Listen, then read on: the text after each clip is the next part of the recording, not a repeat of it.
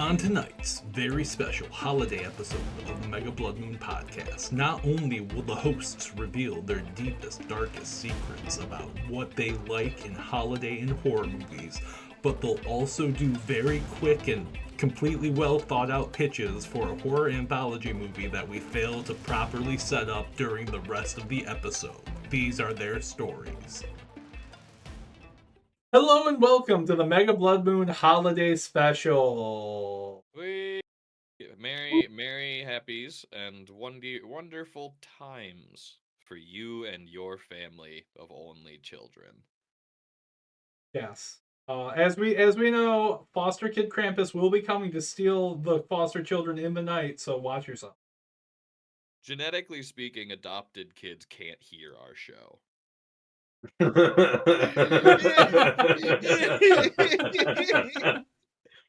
What do you have against orphans, Ben? Come on. What are they going to do? Call their parents? Seize orphan with a Ouija board? No, don't! I hope this is a merry tiding for you all out there listening, especially to our two Mali listeners. We don't know what you're up to down there, but we hope it's legal. We're banging with you if you're banging with us. Yeah, I mean, straight up, ride or die. I don't know what's going on in Malinese politics right now, but I hope it's sick.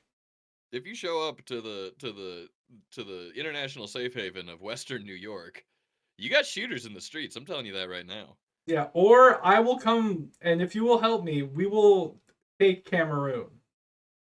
But you gotta join me, and then we gotta book some flights. If you join Tony on this quest, you can make kids that need adopting. Damn. Man, not to Hutu on your Tootsies, but you might have gone too far there. The hardest time for the orphans, and therefore we revel in their misery. Don't justify it. Poor This children. podcast brought to you by Victor Bout Airwaves. Victor Bout. When you need something taken somewhere and you don't need to know anything else. When you need something taken somewhere, period. No questions asked. No questions asked. Tony, what are you excited about this holiday season? What am I excited about this holiday season? Nothing. I'm excited for nothing. The joy has gone out of my life. I'm staring into a yawning pit and falling ever so slowly further into it, with hopes that when I reach the bottom, I'll have hit terminal velocity and will explode. Zach, you should actually see it when he shakes a snow globe. He giggles like a child. Are you telling me that you got globes on you? You got globes? Globes? Bro. Stuff in it? Yeah. Bro, you got globes? No. I'm like, Dude, you holding out the globes on me? I'm just fucking Mr. House in New Vegas, being like, yo, where the snow globes at, though? Look, I understand the nukes dropped 200 years ago. I need those fucking globes. Find me those fucking snow globes. I am like a computer, but give me the snow globes. Like an Edgar Allan Poe, like Hammer House horror intro of Tony, and then it's just like a very well lit room with him and a small snow globe going. Zach, how are you doing this holiday season? I'm doing good, honestly. I can't say it's beginning to look a lot like Christmas in LA, but it, there's lights going up, and it was cool being in Hawaii. There was a bunch of people all set up for Christmas already, so it was cool. Hell yeah. Pretty lights everywhere. Ben, how's your holiday season? Yeah, Ben, how you doing, man? Can't complain. Thank you, Ben. You're welcome. Tony, what are we doing? All right. Well, so it has occurred to me that over the course of this endeavor, we really, other than probably far too revealing things in conversations, haven't given the average listener a real sense of who we are and what we like. It's kind of straightforward, you know? Oh, you normally mean like people how I shit in a colostomy bag, but by choice and not a medical need. Well, yeah, I mean, and we have told you many times to please stop doing that exclusively at bus stops. But is it your own or someone else's? You figure it out, narc. Oh, yeah. How about this, Stacy Keebler? You figure it out. Yeah. So, Stacy Keebler. Yeah. I was Wait, expecting like hold on. If he maybe is it's Stacey Keach. if you are Stacy Keebler, though, then definitively you are not Kane, because I have seen Stacy Keebler in the room with Kane. Boom, right there. Ben solved it. Thanks. Ben, are you willing to retract your former statement? I'm sorry, I'm talking to Stacy Keebler right now. Stacy, Yes. why'd they make you do all that shit? You were actually very talented on the microphone. You saw the documentary. Come on. I did. Yeah. So I thought a fun way, first we're gonna start in the feeling of the season, right? This is outside the realm of horror, which is, as we all know, ostensibly, this is a podcast where we create a horror movie or force me to make a musical at gunpoint over the course of, I don't know, an hour and a half to 2 hours ish. I don't know why you said that they were two separate things. Those can be the same thing. No, we make your life a horror movie for that episode. Yeah. Do you know? I have out there to hold the gun to your head every time we do it. It's an expensive episode. I understand. I just wish you were a little bit more gentle when you're sticking it in my ear canal. See, that's funny, because right afterward, when we have our makeup sex, you tell me to do the exact opposite. Such a loving bunch. You got a gun to me.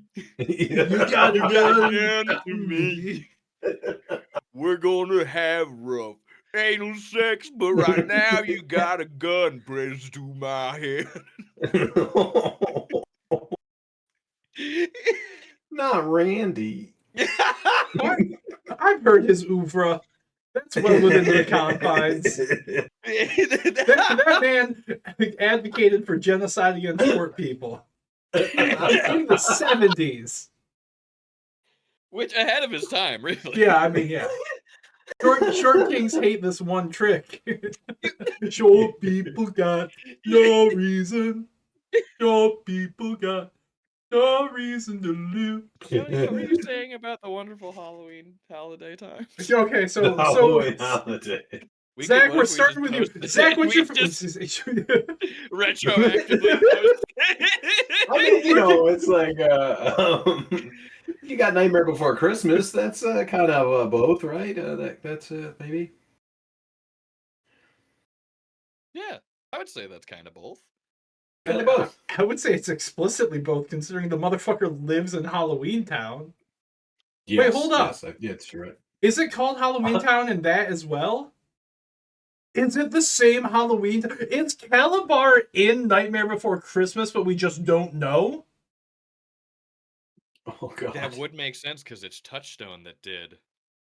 No, Disney owns Nightmare Before Christmas. Oh yeah, because they added. Yeah, they own Touchstone.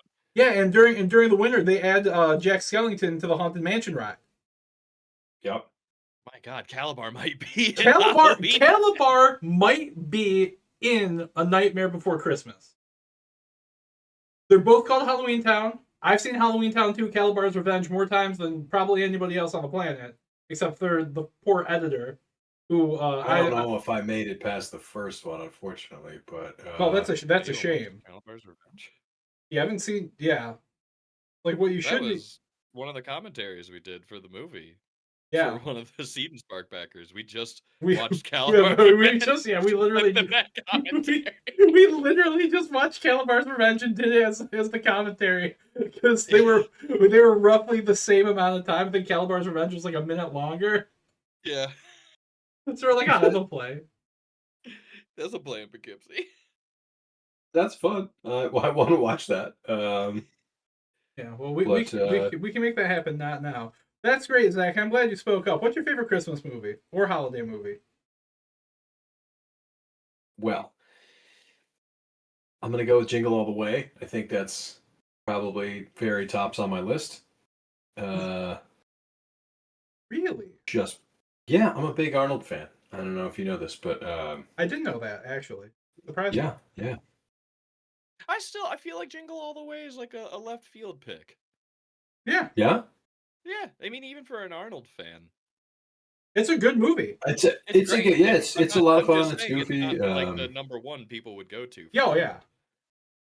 No, absolutely not. Not for Arnold. I mean, but it's got Sinbad in it, so you know it's going to be a quality film. Yeah, it's nuts. It's a lot of fun. Yeah. I mean, I got a bunch down here. Oh yeah, I well, got a hold on. list of stuff, Yeah, that's but great. But we're gonna go through. We're gonna go. Everybody gets to do one, and then we'll reverse back up. all right, You know what I'm fantastic. saying? That way, everybody Yeah. gets a chance to speak equally. Ben, Yeah. Speakily. same question. Could you repeat the question? Yes, no, maybe. I don't know. Can you repeat the question? You're not the boss of me now. You're not the boss of me now. You're not the boss of me You're now. not so big. Damn it, he beat me to it. Life is unfair though, so it makes sense. Ben, what's your favorite holiday movie?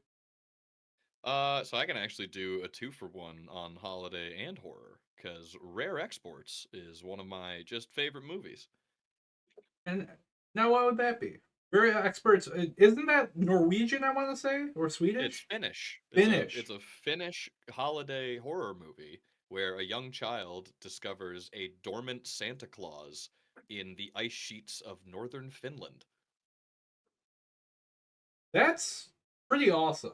And if I recall It's having so seen it, cool. yeah, I think I watched it with you after you had first discovered it, and I remember it being good. Well, because you either watched it with me when I first discovered it, or Ginny watches it every year now at Christmas. Yeah, She you're fucking right. loves it. I've definitely have watched that movie with your mom. Yeah.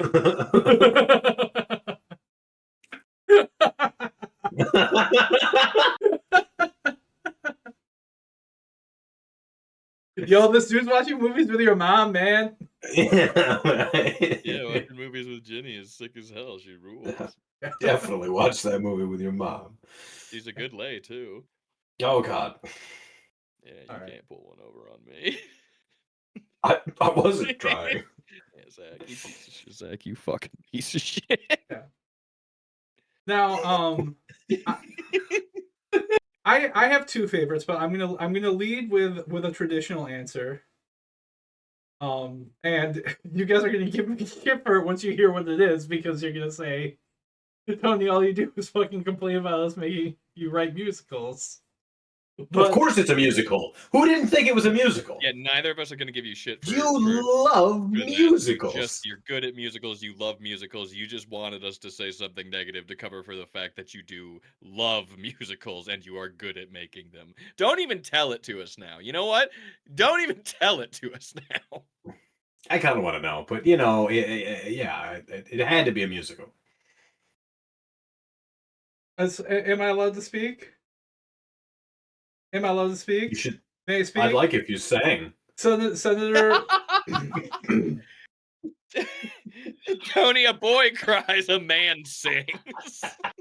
I'm dreaming of a white Christmas, just like the ones I used to know. White Christmas, baby. Fucking Danny Kaye, Bing Crosby, Rosemary Clooney. Beautiful. Barry Allen, we're talking all time. If you were to distill American Christmas down into a bottle, people would say it's Miracle on 34th Street. We throw them in a paper shredder because it's really White Christmas. I mean, that's what everyone wants, right? Isn't that what's going on these days? I mean, Woof. Whoa. I'm just saying that movie starts with a man entertaining the troops during a bombing raid in Germany. And it ends with everybody getting together and being happy in the end. It's got everything. It's got scenes on trains. It's got Bing Crosby and Bob Hope doing light drag. Back when that was briefly acceptable and then became unacceptable and then became acceptable again. It has more songs than you can shake a stick at, and I can shake a lot of sticks at songs. And I am bet known you for can. shaking sticks. I'm a known stick shaker, move maker, shot caller. I'm a a baller. problem stick shaker in my community. The city of Rochester, New York has asked me to stop, and I have defied every court injunction placed before me. I am currently out on bail. I am a dowsing rod miles from water. Yeah. I'm They just will- picturing Tony doing devil sticks at the mall. I don't know why. Oh, you don't know how happy you just made me with that mental image. It's like that or like that like weird conical yo-yo thing. Yeah. But no, devil sticks. Tony doing devil sticks at the mall. Fuck, dude, that hits, dude. Playing Poughkeepsie. Can you imagine me wearing a drug rug? But you Like I think it's not just that, but you have like a baby pouch, but the only thing in it is a Bluetooth speaker. Yeah. just playing Sosa. It's just Rusted Root on repeat. But not the one you're thinking of. Must play the murder.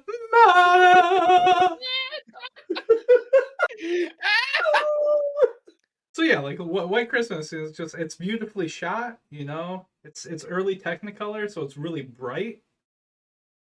And Interesting. you know, it really It's a puts you, beautiful movie. It's really it really is one of the perfect Christmas movies. I think that's a great pick, honestly. yeah, and there's never a dull moment. It never drags. J.K. No, Simmons it would moves approve. and it does a great job. You know? I've honestly never seen it. I feel as though I've missed out. Yeah, do yourself a favor and actually sit down and watch White Christmas. You'll be like, damn, they actually fucking knew what they were doing. Wait, if you haven't seen Rare Exports, it's the same people who made Sisu. Oh hell yeah! Okay, It's awesome. Yeah, I'll watch that you'll like it this holiday season for sure. All right, and now, gentlemen, do you want us to do snake draft style, where we do me again, then Ben, then Zach, or do you want to start at the top? Zach, what's your next favorite Christmas movie / holiday movie? I'll get it right one of these times. Well, I mean, like horror-wise, I would love. Krampus is incredible. It's an incredible movie. Personally, I actually watched it for the first time recently. I mean, Keckner, Adam Scott, everybody in it is awful, and it's been fantastic. Like they're the flaws that they exhibit and everything. It was really interesting. I thoroughly enjoy all the performances in that movie, the way it's shot, and the kid does a great job too. Oh, it's such a fucking fun movie. Yeah. I don't think I've seen Krampus. When did that come out? 2014, 2013, maybe. Maybe even earlier, but later that. I think it was. Is it later than that? 2016. Could be, yeah. Yeah, I mean, Toni Collette, fantastic. Everybody in it is tops. You think you're supposed to root for the kid, but he's one of the most annoying people. Like the movie keeps going, and more you're like, I really resonate with the dad character because he just kind of seems fed up with the whole thing. But yeah, you're not wrong. I don't know if that's the point, but I feel you. Probably not the point. It is the kids. You know what? I'm not gonna. I'll let Tony see it. We'll talk about it when Tony sees it. I mean, you can spoil it. I'll probably forget by then. It is the kid's fault. It's literally the kid's fault. Very it's literally the kid's fault. And then he keeps trying to like cheap his way out of the deal. Or like be like, no, I didn't mean it like that. Oh yeah, the entire time the kid's like, no, you can't do this. It's not fair. And Krampus, the punisher of children, is like, but that kind of sucks to be you right now. I'm gonna be honest. Yeah, this is a you problem for sure. I'm having fun. I know, like, by punisher of children, you mean he punishes children, but in my head, it was just baby John Bernthal gunning down other children. It was Tom Jane in my head, but yeah, I get it. Yeah, they both were. Taking down the Crayola cartel. Yeah, I do prefer the Tom Jane Punisher. I've just seen the Bernthal more recently. Yeah, right. That scene when he's just taunting John Travolta, he's like, I made you kill your friend! And you're like, that's the take you went with? He really hit that weird. Are you okay? He hit that one fucking odd. You sure you want to do that one? You guys got Travolta for maybe 2 days, I guess? 3 tops? Yeah. He's been coming at his lines from a real oblique angle. Yeah. He's out there with a protractor before he speaks. Which brings us down to Ben. You said you had a twofer. But I think that was in reference to it being a horror and Christmas Yes. No, that was Rare Imports, right? Yeah. So Rare what's your Exports, yeah. next Rare one? So my Exports. other one, and this one, the name got ruined by another movie, and you will see how in a very quick second. 2009's Frozen. Oh, Mm. yeah. Yeah. Is that like the same year too, or like when did Frozen come? I feel like didn't Frozen actually? few years before.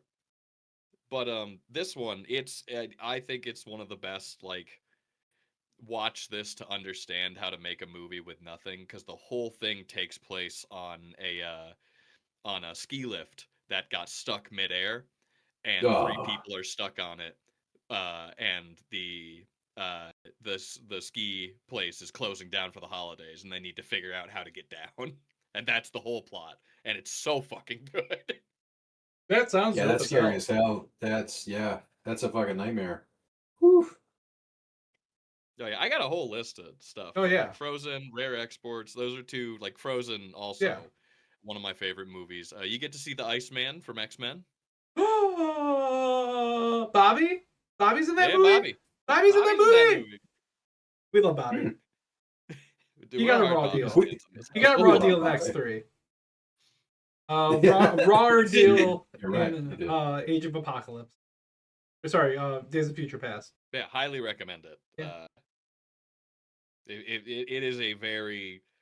This is like I don't get startled by gore very much. This has one of the only instances of gore that I have trouble getting through. Damn, to disturb you. That's like so Oh, it's it is just like is it I have had to stop the movie and like take a second and then get back into it. and you're a man who like will be like eating a bunch of carnitas and watching Videodrome. Just roll with it. Yeah, pretty much.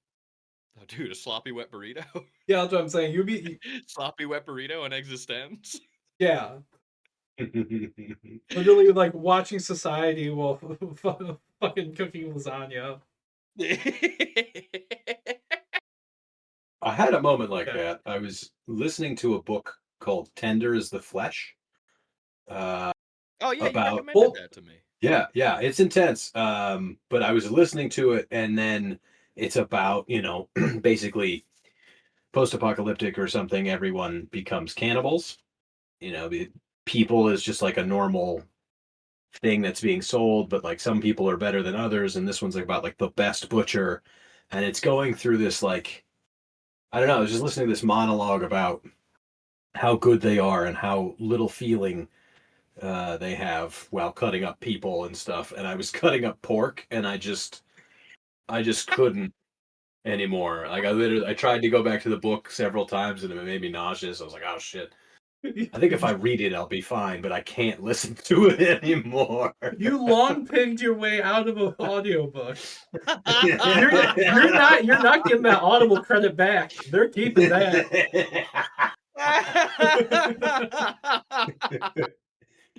It was on Libby, luckily. It's I might be adding that to my like day-to-day lexicon. You long pigged your way out of it. I mean, such is life, right?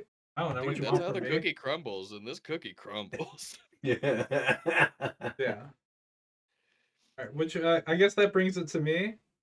Yeah, And what you got? unfortunately for all of you, we all collectively got everything wrong because the correct answer, ladies and gentlemen, dear listeners at home in Mali, in Stuttgart, I think we had a download.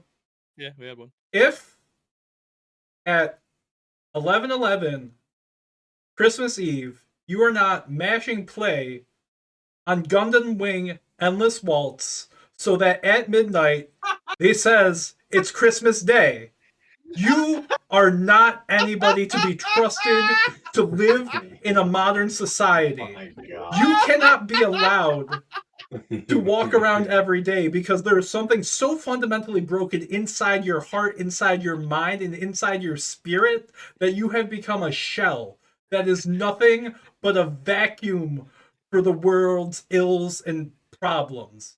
Yeah, no, straight up, if you don't do that, you're a sausage-looking bitch. Like, it's the best thing. Me and Tony have done it a couple times now. It's always the best thing. It is the correct answer. The correct answer is Endless Waltz to everything. Christmas Eve movie related, specific. And you know what's crazy? I'm gonna steal the audio from that Toonami intro and just play it here for you guys. I'm into it. There's that will pass copyright because nobody cares. No, Carl, nobody Yeah. likes you. Barring that, I will read the transcript of it myself and insert it here. Zach, it's actually pretty fucking magical when you get it to line up. I believe it. That does sound fun. It's like the what best. is it? The wall in the. I got one of those things to line up one time where it was like the Wizard of Oz, and I want to say it was Dark Side of the Moon. Yeah, that's a classic. Yeah. And you Really know, interesting. doing that is one thing, and you know, if you do that, you know, we respect you as people, but it's not preferred behavior of at 11/11 Christmas Eve putting on Gundam Wing Endless Waltz. Now you might be saying to yourself, I haven't seen Gundam Wing. It doesn't matter. You will No. find a loaded revolver in the cabinet next to you. Yeah. You know what to do. It's Thundercrime? But in real life, it costs a lot of money to set that up. But it is, without a doubt, a movie that embodies the Christmas spirit like none other. In what other Christmas movie do you have a child dictator taking over the Earth and forcing PTSD-riddled late teens, early 20s types to fight a civil war by themselves with robot suits on Christmas? On Christmas, when it's finally their first Christmas of peace. They'd just gotten it. And I know what you're thinking. So the child dictator, right? Probably the bad guy. Wrong. Drip to the nines. Always for the Principality of Zeon. Drip to the nines. Well, no, it's not Zeon because it's Wing, but it's the Zeon equivalent. Oh yeah. It's the Earth Force Federation or whatever. But she is dripped to the nines. A beret. She's wearing a beret that some would kill for. She not only that, she has multiple fits. Absolutely hits every time. You're like, damn. It's like we're looking at anime Tito. Yes, exactly. It's like if that child dictator showed up on every video screen in my weird futuristic city, I'd be like, 1984 brainwashing station. Yeah, exactly. I'd be like, well, damn, I guess we got a weird child dictator now. Like, Drip's immaculate. I'm cool with it. Ah, shit. Now we got a kid in charge. I ain't gonna fight it. She drips out all the soldiers too. They're looking fine too, and you're just like, all right. You're pretty much completely dripped out. Yeah. Except for Yufei. Yufei joins her side and then is like, give me the tannest shirt you got. It's like everybody else give me everything beige and nothing cool. Yeah, it's like everybody else is dripped out on your side, bro. You're like, no. Tan. Skipper, you had the green light, go ahead, A10 Warthog, full rapid fire, go for it, of drip the fuck out, and you chose beige. Just, you know? And that's and welcome to my 10-part series on why he's the worst character in Gundam Wing. It was all a trap. You will now have to listen to the companion podcast. Why Tony wants to tell you about Gundam Wing and what will it do? Yeah. Why Tony has to tell you about Gundam Wing. Why? Because you, as a populace, are sitting there thinking, I'm not going to watch an anime unless it's Neon Genesis Evangelion. Well, you're wrong. It's Gundam Wing. It always was Gundam Wing. I'm going to say this right now, and I want to be on record for saying this. I've watched Neon Genesis Evangelion. Kind of sucks. It's like a student film, but with a high good. animation budget. Yeah, it's like a student film, but from that guy you fucking hate. Yeah. Gundam Wing, Skip it. Watch Gundam Wing Mobile 8th Suit. or no, just Gundam Mobile, MS Team. Yeah. Okay. Or watch Gundam Wing.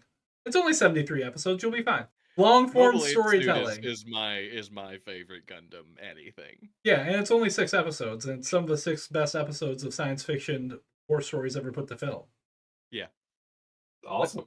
Yeah. I totally missed Gundam. I've never watched a Gundam. Oh, baby. Anything. You poor child. Yeah. I've missed out completely. Yeah. No, your dad hit you. You're almost there. Spartan Gundam? Buddy, But you gotta watch some Gundam.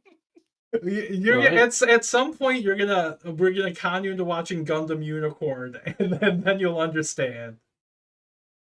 Well, I didn't realize there was this much Gundam. That's a lot of Gundam. Oh, there's a lot of Gundam. There's probably total, I would guess, over 4,000 total episodes. I mean, there's different series and different timelines, so you can pick and choose. But there's got to be Dragon over. Ball Z Gundam. You can do Chibi Gundam. Yeah. Don't do Chibi Gundam. Don't but do you could Chibi. do it. There is a Gundam that is just the world is having a Gundam tournament. It's Dragon Ball Z. Everybody's got to fight each other. The Dutch one does have windmills on it. It is a windmill. It doesn't have windmills on it. It is a windmill. And Mexico's is the Tequila Rose, and it's as sick as you think to see a giant robot with a sombrero.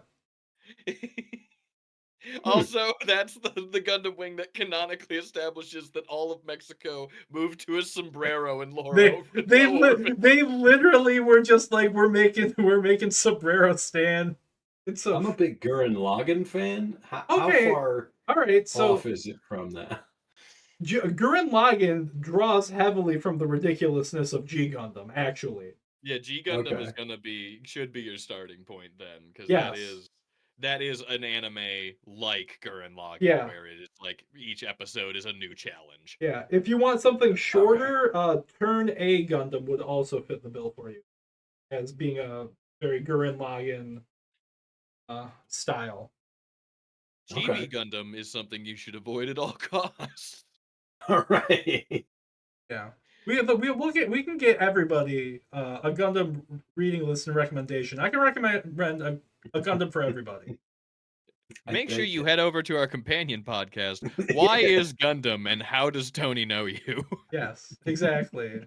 You like Harry Potter? I don't trust your taste, but you'd like Gundam Witch from Mercury. You like Twilight?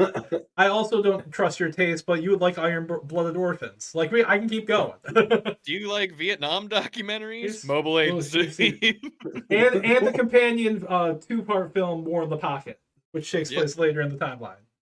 My God. Do you like Tom Clancy-style political thrillers? Hathaway's Flash and Gundam Thunderbolt are for you. Like I said, Tony, save it for the companion podcast.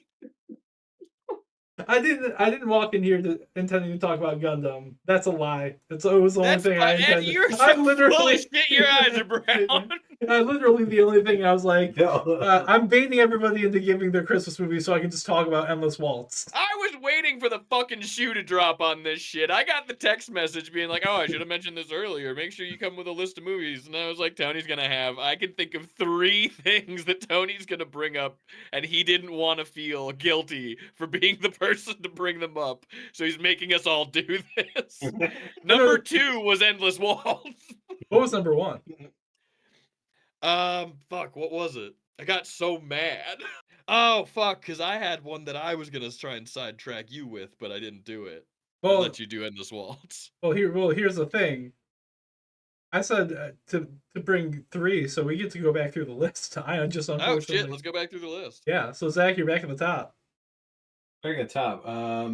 This is, I mean, like, as far as impactful, thoroughly enjoyable holiday movie, I'm gonna go with the Home Alone 1 and 2, specifically, because they're fantastic. And I rewatched Home Alone 2 again. Lost in New York. A week ago.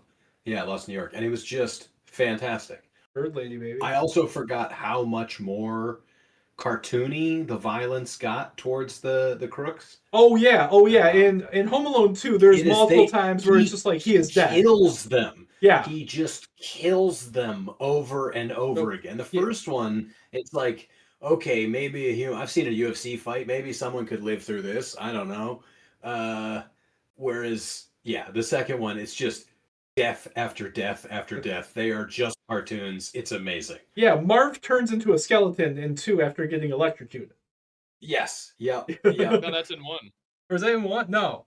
No, that's in 2. In That's in 2, 2. he becomes a skeleton. Yeah. Screaming skeleton. Oh, yeah, okay. yeah. Yeah. I just watched hit it. in the Yeah. head with a brick from like a 6 Yes. story window. Yep, that's in 2. 5 bricks. Yeah, It's like 5. It's a repeated bit where he just keeps getting pegged with bricks as Harry taunts the kid. Yeah, and they fall 3 or 4 stories through scaffolding. Yeah.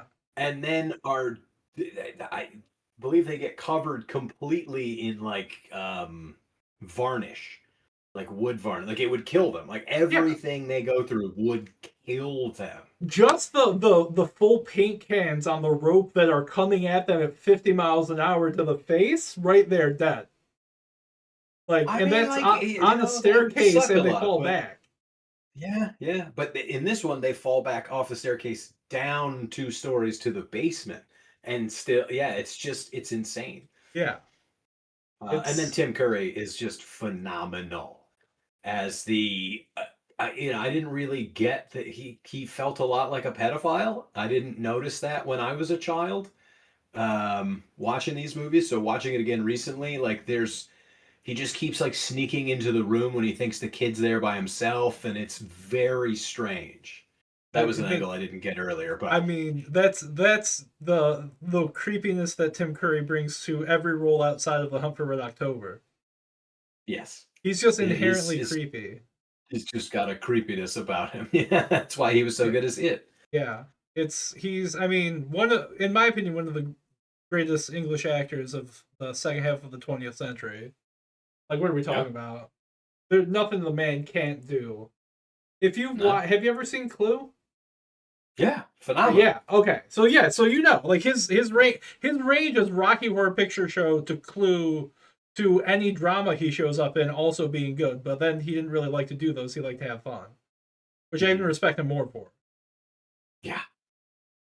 I respect him the most. He was the inverse of the Muppet rule for Michael Caine. Michael Caine made Muppets work because he just treated them like actors. Tim Curry makes Muppets work because he's a Muppet. Yes, exactly. He is himself a Muppet. He delivered probably the greatest video performance in the video game, live action in the video game in Command and Conquer Red Alert 2. When he's the Soviet premier, and he goes to space. I'm going to where the ravages of capitalism cannot reach me. Space. There's a lot of people that do well in those games, though. They get incredible talent. Oh yeah, I mean, like Ric Flair in Red Alert 3 was hilarious. Like, it's incredible. He's so visibly drunk. You're like, yep, that's Rick. There he is, baby nature boy. It's Nate. Well, my third one has nothing to do with the holidays or with horror. Where Eagles Dare. That's a holiday movie. It takes place right around Christmas. So I wasn't talking before because I just reread the plot summary to check and see if it happened during Christmas. It does not. It's just in Austria. No, but there are Christmas decorations in that town. I think it's supposed to take place around Christmas. I think they're just Austrians.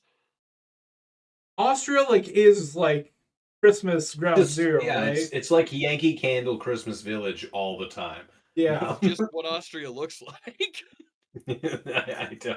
I mean, it was during wartime. No, maybe they were just left up from whenever. Okay, so there's and they never got the chance. There's snow on the ground, and we know it takes place before the fall of before January 1st, 1945. So we can guess that it is the Christmas season when it takes place. we can surmise that there are people in Austria while this movie takes place feeling the Christmas spirit. Yes.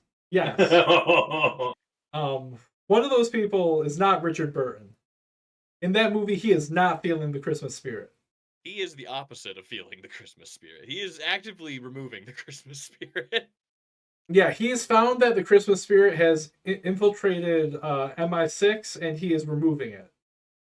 So I treat this as a Christmas movie because I remember my dad sitting me down with this as a kid and just saying, like, we're going to watch this movie. And every time a Nazi got blown away, he just went, yeah! I was like, this movie rules. Yeah, no, it's like one, and it's hard because he has so many fucking good films, right? But one Dennis? of Clint Eastwood's finest roles. I thought you meant like Dennis recommendations. Oh, Dennis has great. Yeah, Dennis doesn't miss. He don't miss. I'm saying like in like an oeuvre as large and as varied as Clint Eastwood somehow manages to be a top 3 performance. Oh yeah, and he's just blowing away Nazis. Yeah. But during all like the serious scenes, especially that scene near the end when they're all in the fucking big table in the room, and he's just standing there being like, "What the fuck is going on?" He's playing it so the cool. Back and forth he has with the traitor at the end, where the traitor's like, so you found me out. Is this how we're going to do this, gentlemanly? And Clint Eastwood's like, nah. I'm gonna kick you out of a moving plane. Yeah, no, I'm throwing you out. No, fuck you. See, it was a tie between doing Where Eagles Dare, which has snow, and Flight of the Phoenix, which is actually taking place during a holiday. Did you figure it out definitively that it does take place during the holidays? It does. Because I don't remember that would make sense. They're flying home for Christmas and that's when they crash. It's not so much. I don't know if it's that. I think they're just there over Christmas time. Yes. Okay. Yeah, they're just stuck there. I think at one point, I want to say is Tyrese Gibson. Yeah, right. Yeah. I feel like he's the one that's like it's Christmas or something like that. But I could be maybe just connecting to his Christmas is involved in Flight of the Phoenix. Furious character, I think. But more importantly, the greatest present of all time is what's his face, the guy from Supernatural, Jared Padalecki. The funniest fucking cut in film history is when he goes, "I'm gonna go piss," and walks out of the airplane. He hits a rock, falls like maybe 50 feet down a slight embankment, gets up. There is nothing around him. And he goes, no, and then lightning strikes, and then it cuts to the daytime, and everyone's like, where's Jared? No, where's Jared? And they're all panicking, and then it hard cuts again to just his dried out, mummified corpse up to its waist in sand. Yeah, I do remember that. And it just cuts away, and we never go back to it again. It was like he got attacked by the mummy or something. Yeah. It was really strange. I forgot about that. Oh, the mummy. I could go. No, I can't do it. Are you on too much about Endless Waltz? Bring up the mummy around me. Bad idea, because I'll just start jawing. Yeah, that's a problem movie. It could just, you know what? Listen to our companion, Who's the Mummy, and Is It Tony podcast. Everything I said about judging people for not seeing Endless Waltz actually applies times 7 if you haven't seen Brendan Fraser's The Mummy. Agree with that.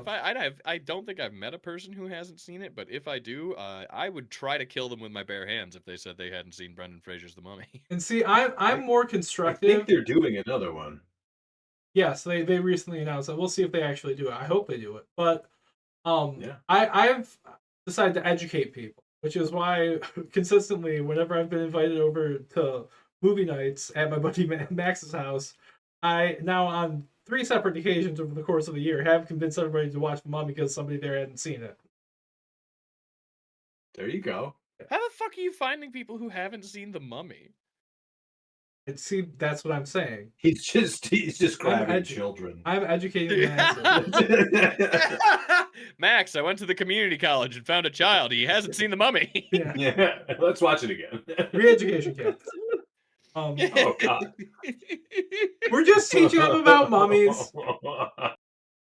No, my last pick is a it's off the wall. It's Christmas, but it's not Christmas. It's the adaptation that I think Sky made of Terry Pratchett's Hogfather, which is a book that's near and dear to my heart. It's part of the Discworld series by Terry Pratchett, comedic fantasy. Probably, in my opinion, the best satirist of the 20th century. Hits every topic. But the plot of Hogfather is simple. The personification of death has to be Santa Claus. That's right. It's incredible. And they did an actual good job of adapting it on their minuscule budget.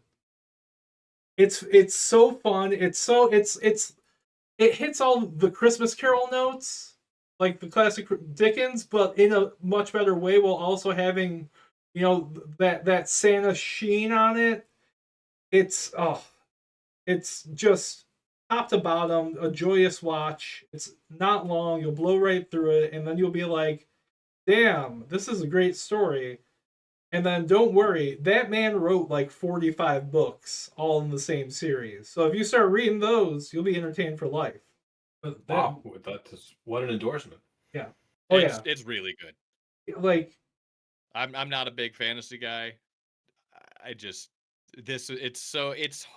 It's wholesome yet mean in such an amazing way. Yeah, it has biting social commentary wrapped in fantastic fantasy tropes while also being warm and biting. It's Terry Pratchett's regular making fun of people, but it never once makes fun of celebrating something you like.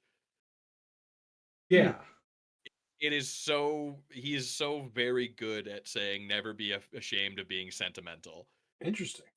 But also this is a series of fantasy novels, right? But he covers everything from like geopolitics to race relations to in the leavings, the left behind people in the industrial revolution. In an industrial revolution, to fucking banking, how postal services work, and the postal service book, for my money, is a top 3. That book is hilarious.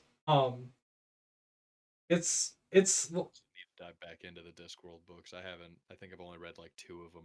Yeah. Oh yeah. You got they're so good. I mean, man, the man wrote a book that is just making fun of how British people view Egypt, and it's ingenious. Discworld is in DISC? Yep.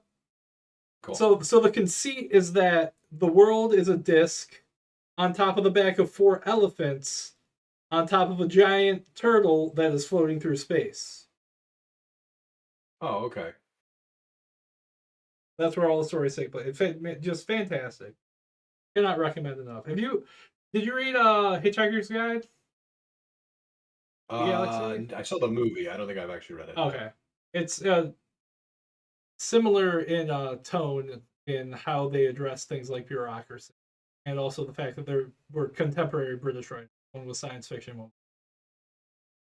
Read Hitchhiker's Guide if you haven't. You know what? It might also a great series. Yeah, might be like the quintessentially nerdy thing to say, other than watch Monty Python's Holy Grail, but like actually do it. You will become, if you write, you will become a better writer having read Douglas Adams. There's a reason so many people find it the inspiration. It's very good. Yeah. Same goes with Terry Pratchett. You'll read one of his books and be like, damn, I didn't realize I could do shit like that. And he's like, babe, I do that 12 times a book. That's just life. Awesome. Yeah, I'm kind of surprised, Zach, you didn't go with Gremlins. Yeah, I was wondering. I wrote a soft Gremlins because I figured somebody would say it. Yeah, same. Yeah, I didn't do a Gremlins. I didn't even really think about Gremlins. Yeah, that is a Christmas movie. It's a great movie, but it's not. I don't think about it as such because it's like anti-Christmas. It's I mean, you're right. One character has a very good reason for it to be yeah, anti-Christmas. absolutely. Yeah, you're just that alone is like, oh man, The only makes you other one I not had want that to I think about thought, Christmas. like, I didn't think this didn't strike me as a Tony one, but this was my long shot. It'd be funny if Zach brought this one's up. Santa's Sleigh. Oh, The Ernest Saves Christmas movie? Are we just talking about that one now instead of Santa's Sleigh, or? No, that's the movie I think he's making that they're making in the movie. Oh no, there's a movie called Santa's Sleigh starring Bill Goldberg. yeah. Oh, It's a horror movie. I think I tried to watch. I don't know if I made it through it. Oh, it's terrible, but Yeah. Yeah.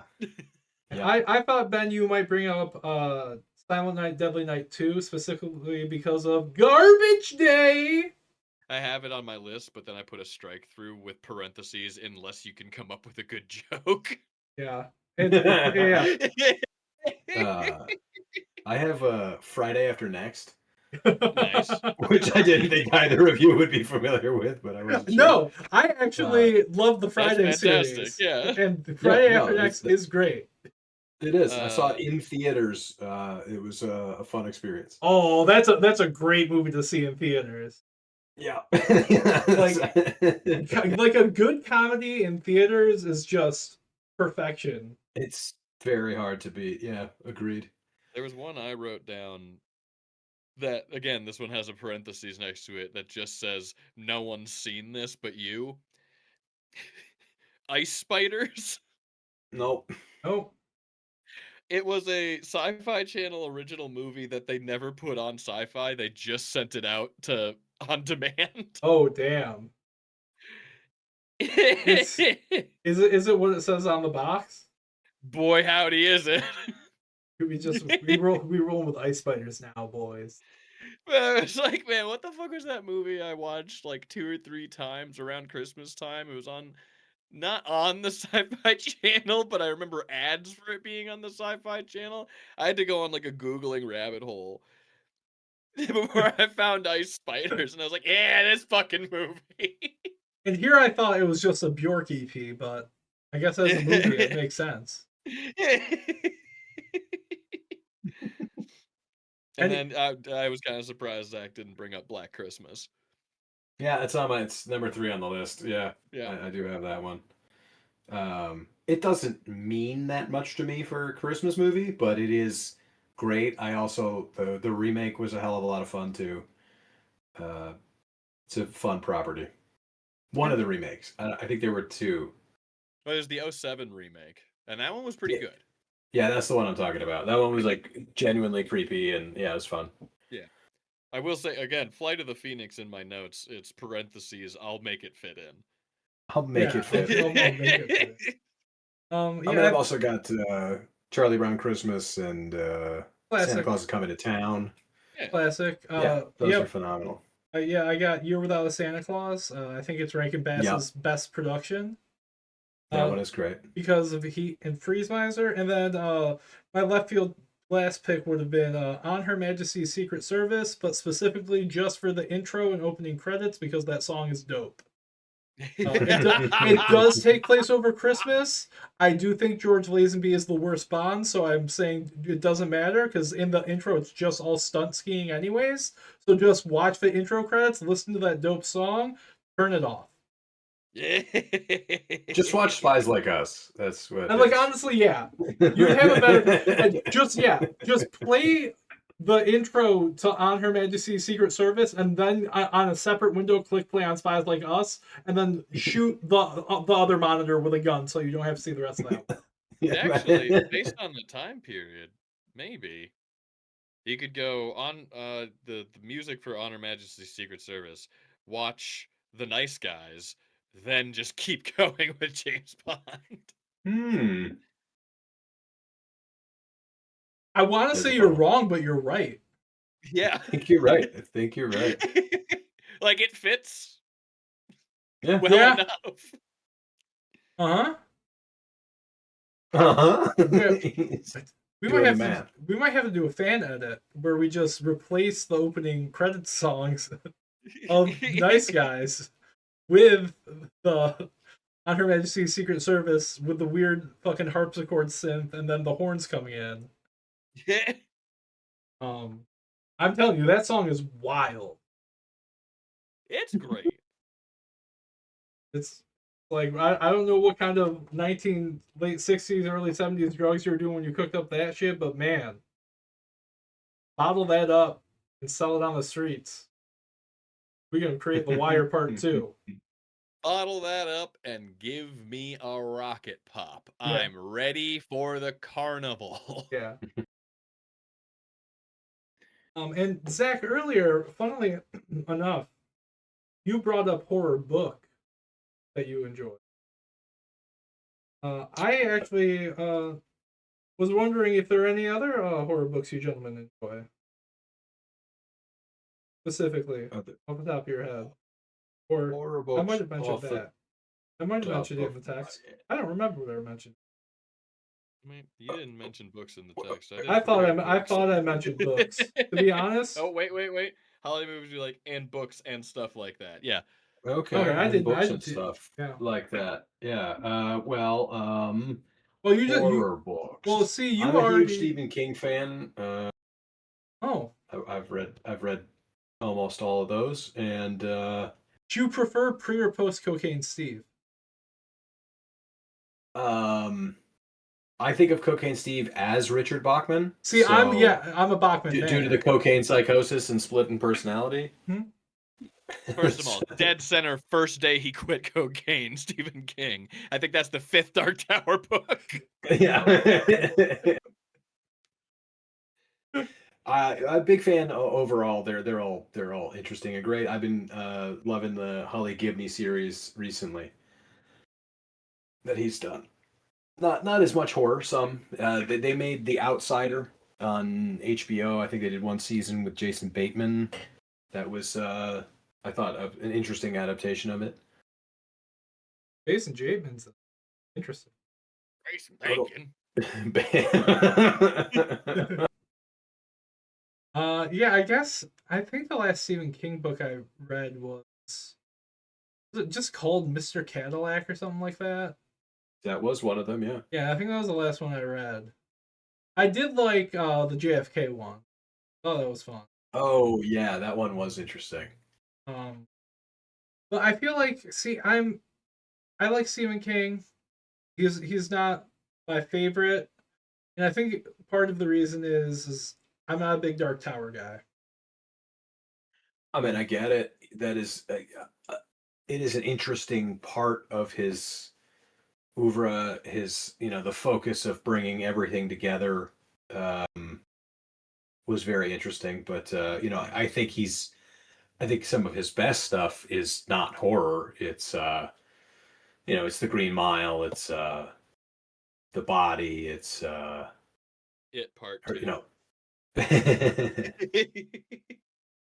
No, but I mean, some of his most impactful stuff has been outside of the horror genre. I do really like The Stand. Stand's incredible. It's not really a horror book. Well, after the first 100 pages, it's not really. Not really. Yeah. That turns way more into a religious book. Fantastical battle of good and evil. Oh, yeah. I mean, and it also all ties into the fantasy.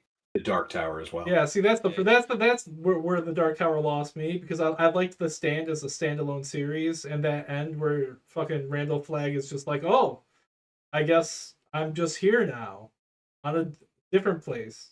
Well, let's see what happens. And then yeah, is it yeah. Yeah. It does. There are definitely times where it feels a little ham-fisty the way he is linking things. Yeah. I mean, but when you're writing something, the scope of the Dark Tower makes. Yeah. Have you ever read Eyes of the Dragon? Oh yeah. Yeah. That's probably it might be in my top 3. If it's not in my top, it's in my top 5. If not my top 3. Yeah. And then Salem's Lot / the novella Jerusalem's Lot that serves as the prequel, probably my favorite. Mm-hmm. Yeah, no, that was phenomenal. That was really well, yeah. Great I honestly book and haven't then read good that movies. much Stephen King. I think The Mist is the one thing I really, really like. I Yeah, that mean, one was great. Without The Mist, we don't have Half-Life. Yeah. So, I'm all in. And it's a fun story. Ben, Yeah. horror books. Your book horror. You're a horrible You're a book. book whore. You're a book whore. Actually, I recently read one, and I forget the author's name, and I'm gonna kick myself for doing that because she was really good. But the book was Bezoar. It was a book of short stories that centered around like this Colombian community. And the penultimate story, a bezoar is a ball of hair that turns into a solid piece in your stomach. Hmm. And that was the main story of the anthology was a woman slowly deciding to murder her boyfriend in a recovery center because he couldn't stop cracking his knuckles and that was causing her to keep eating hair. That's incredibly disturbing.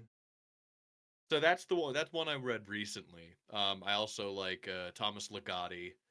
I don't really agree with some of his personal viewpoints, but the Narliktolops trilogy, I believe it is, also part of anthology. But one of the stories is a magician brings out like his lovely assistant to a big party, and his whole speech is like, not everything is as it seems.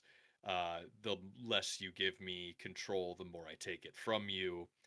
And he does his whole little magic show. All the while, there's this narration about his assistant that's like deeply, deeply possessive and controlling. Until afterwards, when the assistant is like mingling with all of the guests and all of the men are kind of crowding around her because she's very pretty, and he reveals like what he sees the assistant as. She's a reanimated corpse that he has hypnotized the entire room into seeing as a beautiful woman. And the story ends with him like snapping his fingers and breaking the illusion for everybody. That's horrifying. Yeah, that's pretty scary. That sounds like some good horror writing. Yeah, dude, he's fantastic. If I can, I will send you this book of short stories because it is incredible. Other than that, I'm a really big fan of H.P. Lovecraft and Robert Chambers. Yeah. I mean, like, the Herbert West Reanimator is one of my favorite serial stories. It's incredible.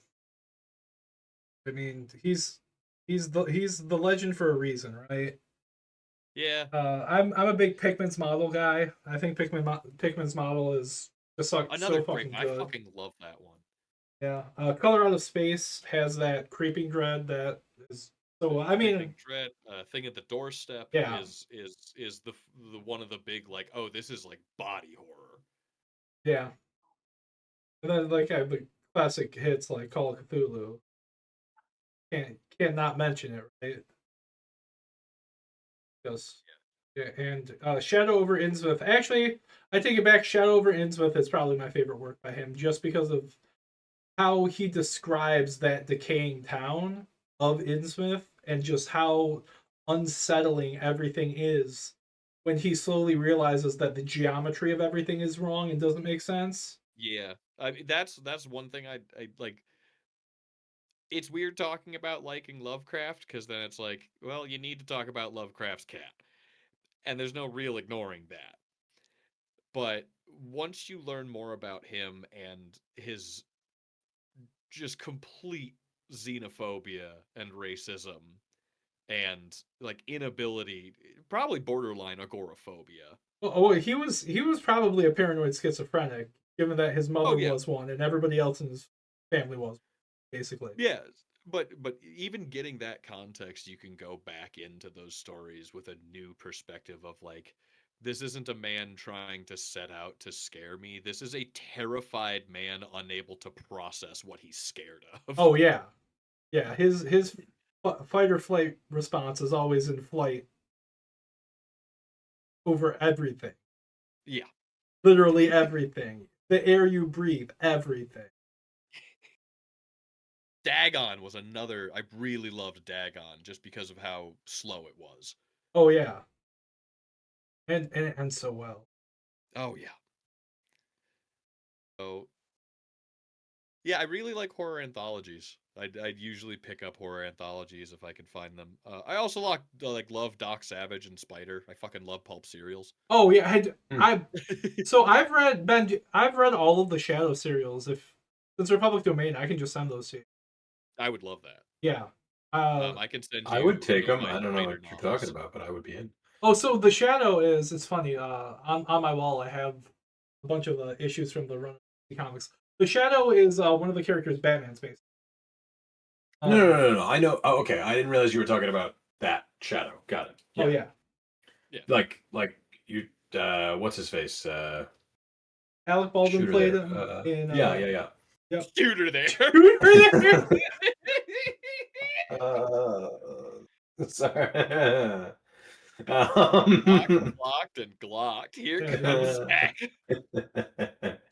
No, I've was just thinking about. I've started reading, or I just been chipping away at the Spawn compendiums, and Oh yeah. thinking about horror comics and whatnot. Yeah, dude. There's some real horror in those fucking Spawn issues.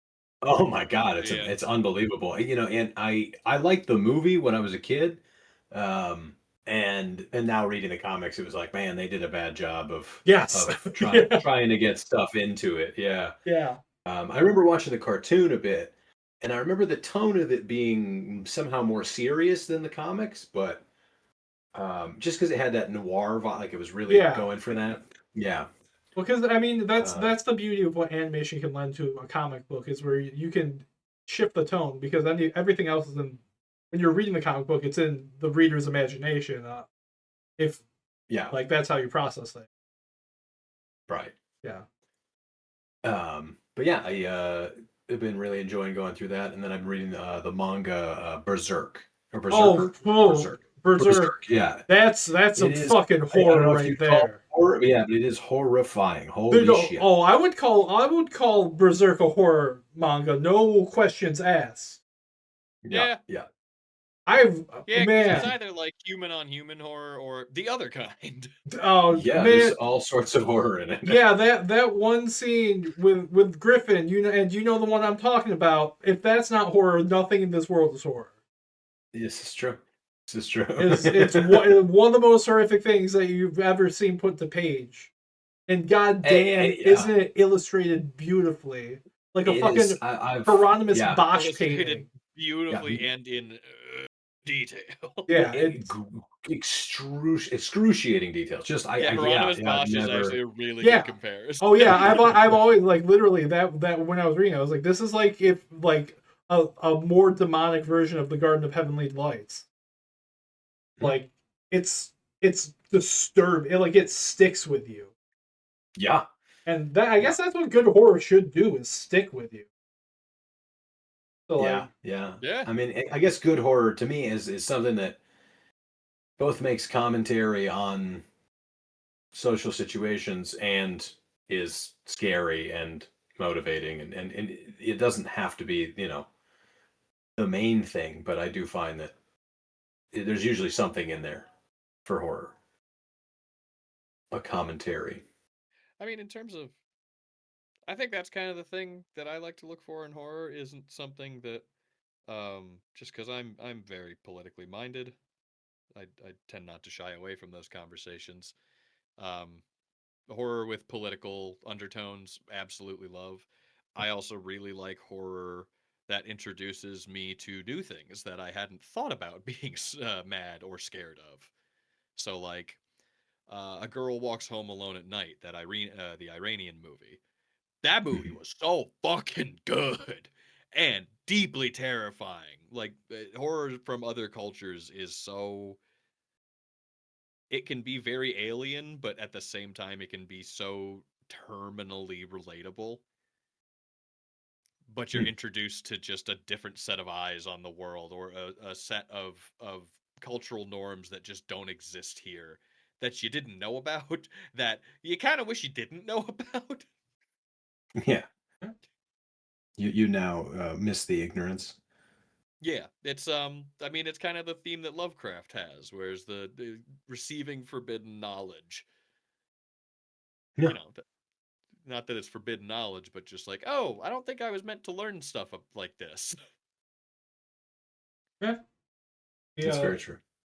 Yeah, and I mean that's my horror sensibilities. Admittedly, are much smaller than your guys. I'm come from the more existentialist dread part of horror. That's what I like that horror can do so well, is just the questioning of your own very existence and what it all means and what could be messing with that. I mean, that's why cosmic horror is so great to me. But for like even on just like a lower level where it's just you things where you can't trust your own mind, where it's just you're unraveling and it's just yourself, just the loss of your own identity and kind of that kind of alienation. That shit scares me. That's the deep down where I'm like, damn. Like you should actually see it. There's a bookcase he doesn't look at because it's just cookbooks written by Greek people. I swore I would never talk about it. And here I am on a public forum, forced to address rumors and allegations.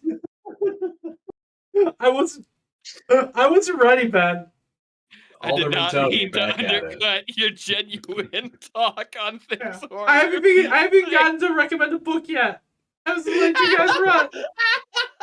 And now here I am. Trying. Oh. It's gonna be okay. Look out, it's a quiche made by someone with the name Spanakopalokopos. It's too much spinach. This spanakopita recipe. Yeah. My body can no longer process phyllo dough. You might as well just hand me the gun. He just shudders at the sight of a baklava. Why would you use that much honey? You could be so much more sparingly with it. Look out, a man who can't spell is going to tell you that orzo is Greek. I heard the word drachma last week and I hadn't left my house for 12 days. I'm still crying over the death of Lord Byron. Bringing it back to horror books. Via his wife Mary Shelley. So like for me, if you haven't read, and some people wouldn't consider this to be a horror book, but I think it is. If you haven't read Roadside Picnic, which is absolutely a horror book. The shit that happens in that is absolutely a horror book. It's the description of what happens to the people who come out. Like, that is going to stay with me forever. Yeah, it's a book. It was written during the Soviet Union, but it's about God. It's hard to describe the book without blowing it away, but it is. I mean, I like. Sorry, I'm interrupting. No, go. Yeah, go. It influenced everything from The Matrix to the Stalker video games to the Stalker movie to pretty much every post-apocalyptic piece of media you have ever watched. It is one of the most important science fiction / post-apocalyptic works of all time. And it very much centers around like the concept of like humanity, what a human needs, wants, and wishes for, and what happens when you get that granted. And like to me, that since I find that to be the most compelling part of horror, it's like crack. Like that's exactly what I'm there for. Like give Yeah, me it some is weird so fun. outside intelligence meddling with human minds. Well, not only that, but how it makes such a decisive strike against the human single-mindedness. Oh yeah. There's so much in that book that just is screaming at you to pay attention to the things that are bigger than you and to feel small and to be okay with feeling small. Yeah, it's unset. Yeah, like you said, the descriptions, and it's translated, right? So Yeah. you have to hope that it's a good translation. But I think they've only redone it once, so Yeah, the most recent translation is actually really good. yeah, I know because didn't that come out just like in the past year or two that they redid Yeah, that? I picked that one up. Okay, I gotta reread that because the original translation, to be honest, I was just like, fuck, man, some crazy shit. No, the crazy shit's still there. It's just it's a little easier to parse together. Yeah, I mean that's the if you read Yeah, a lot of if translated books like I do, that's a constant issue where you're just like, is this book actually not as good as people say it is, or is this just a kind of a bad translation? that is if you like sci-fi with almost a clear answer to everything, or like your science fantasy where the magic and science kind of intertwine into being something explainable. This is not that book. Yeah, do This is not. not at all that Yeah, this book. is this is the opposite of that book. You should go and I don't know, read like the Thrawn trilogy from the Star Wars extended universe. The That's audio book of this is called Picnic by the Roadside, but the book is Roadside Picnic. it's been Same thing, translated like right? 5 different ways. Okay. Who are the authors? If it's a duo because they were brothers. Stragatsky. Yes, yeah, Yeah, Arcady is the first one listed, and then usually it shows Boris as well. yeah. Yeah. So yeah, that's correct. It's man, like Soviet literature is such a unique beast I was because honestly, when you brought up books, one of my first thoughts was I think Master and Margarita is just a little too funny to be considered a horror yeah, book. oh yeah, but surrounding its creation is a real life horror story. Yes. Like what Mikhail Bulgakov had to go through to release that book is basically he lived through the plot of Enemy at the State, except for it was just a book he was writing they were all upset about. Yeah. And it was also like the 60s or 70s. Like Which that holy fuck, I love that oh book. yeah, him burning the manuscript as the KGB are breaking down his door and then rewriting the entire book from memory. Greatest author flex of all time. I would honestly, I would watch anything made to that was just a telling of the events of getting that book published because it is just insane Oh what yeah. he went through. Yeah, like that yeah, that would be really fucking good like movie. Like as a prestige movie, that would actually be sick. Like even just a mini series. Oh man. Each episode is just a new event that he had to go Yeah. Yeah. through. Yeah, and Lord um knows there are enough. Fuck, I would even put Kafka as horror fiction. Yeah, I was gonna mention Kafka, but I think there's definitely horror elements in it. Oh yeah, yeah, Metamorphosis is horrific. Nobody It's like wants want to be a bug. yeah, I consider Brazil to be a horror movie. Yeah, Yeah. I think Yeah. so. It's And a so dystopic horror movie. in that same vein of dystopia, Kafka, it brings up a very specific feeling in you. Yeah. I mean, in that sense, I'd say even like Vonnegut, there's a lot of horror elements within his books. Yeah, but I think Vonnegut plays it too much for laughs.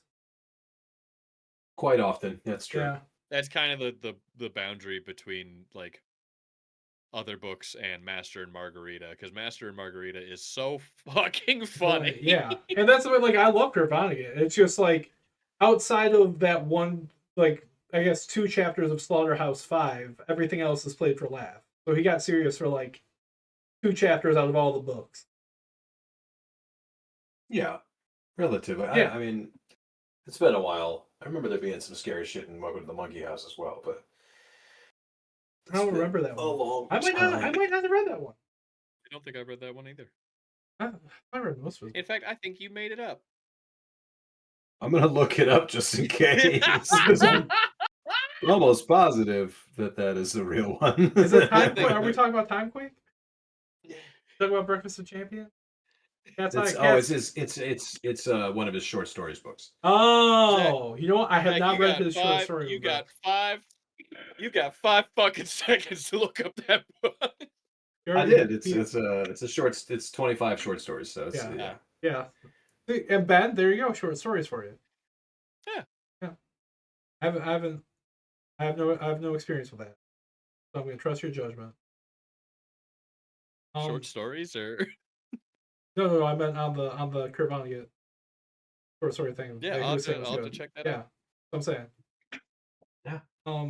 For more contemporary, I read a book. There's 2 books actually. The first one's called Gateways to Abomination, and the second one is called Creeping Waves. And it's by a guy named Matt Bartlett, and it is just it's like all types of horror, and they're kind of short stories, but they're really the frame narrative is that these are radio broadcasts from a isolated town, just like in Appalachia, right? And it's kind of the ramblings of the host and the things that the townspeople have been through. It is like the dude fantastic at descripting things that you never want to hear described in ways that will just make your skin crawl. His use of language and in being able to be frank like Ernest Hemingway or flowery like Dickens when he needs to is masterful. I don't think he has that many books out. He's kind of like a new guy on the scene, but highly recommend. Gateways to Abomination? Yeah, see, Gateways to Abomination is the first one. The second one is called Creeping Waves, or maybe I got those flipped. Very cool. He's from Connecticut. Yeah. It's all set. It's set in like the Pioneer Valley, I believe. Which is like that part. You're from there. You understand. Yeah. You've heard of the Pioneer Valley, I assume. I certainly have. I went to college in the Pioneer Valley. I'm very interested in those. Wow, man. Yeah, this sounds awesome. I'm excited. Oh, you know how it is. I think they have audiobooks for them too. Recommendations. These are awesome.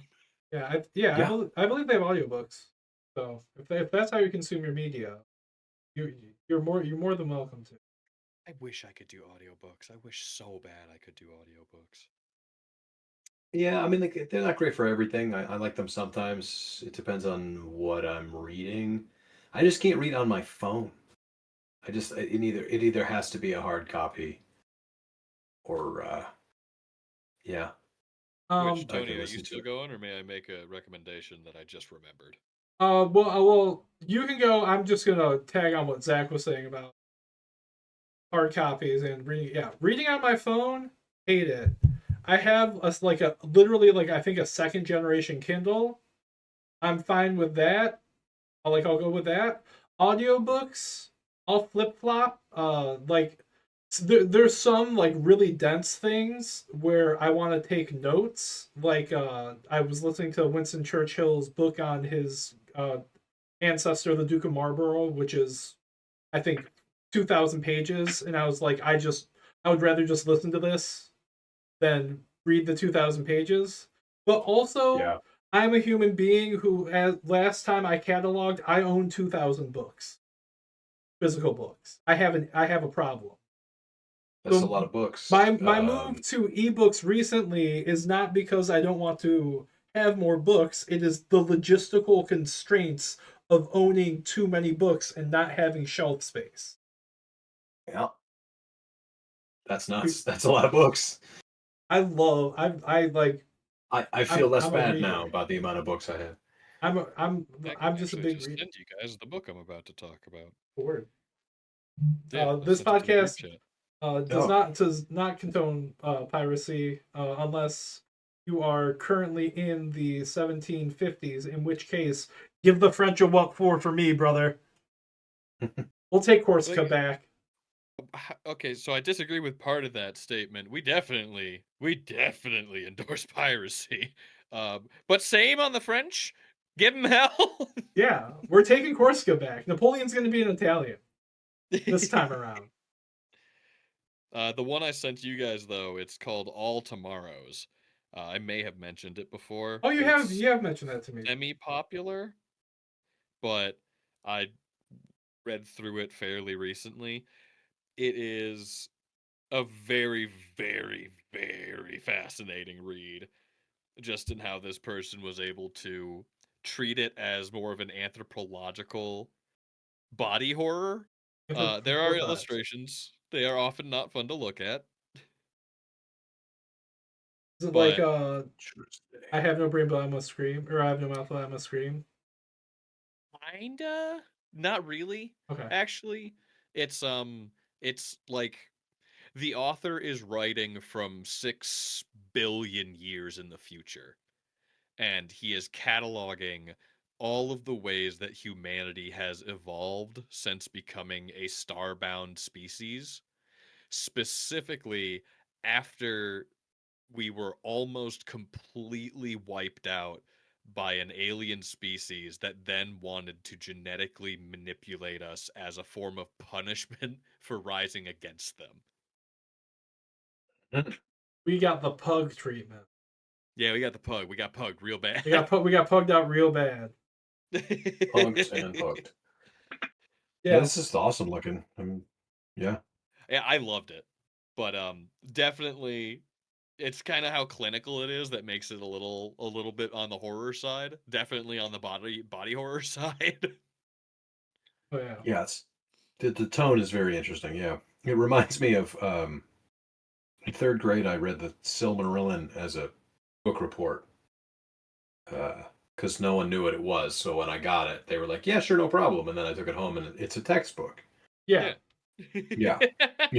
So it was very difficult to complete the project. It's a fucking history textbook for a land that doesn't exist. Yeah, it's the history textbook about the Elendils. Have fun.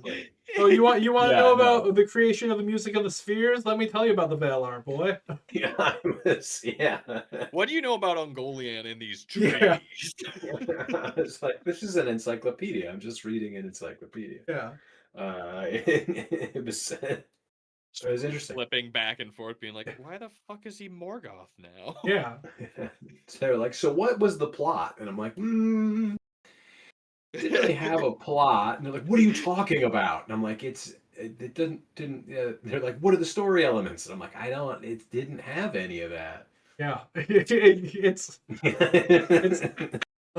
yeah. Yeah, that's that, you know what? That's tough sledding. I feel bad for you there. Yeah, buddy, that's real bad. Yeah.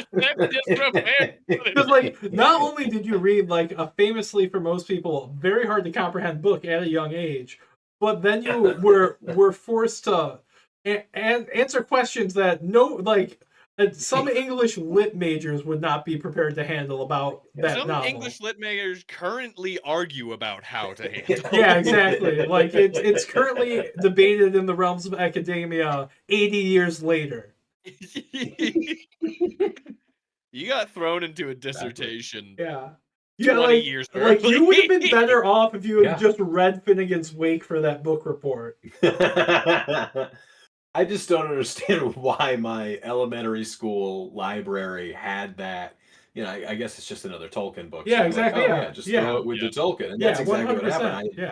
I had already done The Hobbit, and I read ours also had that. Yeah. Yeah, the which trilogy. Is how I ended up reading it, but I loved it. Yeah, it was fantastic. My it was dad great. made It was me just read it at not also at a possible to similar do a age. standard book report on. No, No, you no, can't no, be like, no. so what's the story? It's like, all right, well, where do you want me to start? In the beginning. In the beginning. Okay, well, we're gonna have a while to go then before we get anything Yeah. kind of close to a start and finish. What do you guys know about the music of the Spheres? we're starting at square one. Can I just skip ahead to where the discordant Yeah, sounds are coming in? That really it speeds up from there. yeah. Look, the Where universe Melkor was is- saying into existence, and I need you to trust me on that. I think that was how I learned to use an index. Yeah. Fuck that. That'll fucking make you use an index real quick. Especially just fucking standing in front of a whiteboard with a couple musical notes, an equal sign, and planet Earth. Yeah. You just point at it and go, well, that's just what you're gonna have to accept. Yeah. If we're gonna get anything done today. Through a process of harmonic resonance. Yeah. I thought Gandalf was a wizard. You shut the fuck Fuck up. up. I mean, yeah, Gandalf best. He's a demigod, right? Well, I mean, he's an angel, but functionally he's a demigod, right? Yeah. Because he's a Maiar, but he's also like a little bit above a Maiar. Yeah. Especially when they send him back, and they're basically like, yeah, I don't know, you're kind of like a Valar now. Just live with it. Yeah, no, they hot swap him. Yeah. Yeah. Exactly. Yeah. They threw the oil change in for free and sent him back. Yeah. Honestly, G moved by them because they were like, I mean, we never intended him to take down one Balrog by himself, and he did that shit. So like, it's time for an upgrade. Which, like, at that point, Balrog and him pretty much equal footing. Yeah, which is nuts because the Balrogs were fucking like city killers. One of them. Yeah. Yeah. Essentially Titans. Yeah. Yeah. That's some Hercules type shit. Animated stuff. Hercules! Some semi-god shit. Yeah. Hero to hero, you know? Yeah, exactly. A major hunk. And who the thunk? Who puts the gladiator? Welcome back to the Mega Blood Moon Disney, but only Hercules and Lord of the Rings podcast.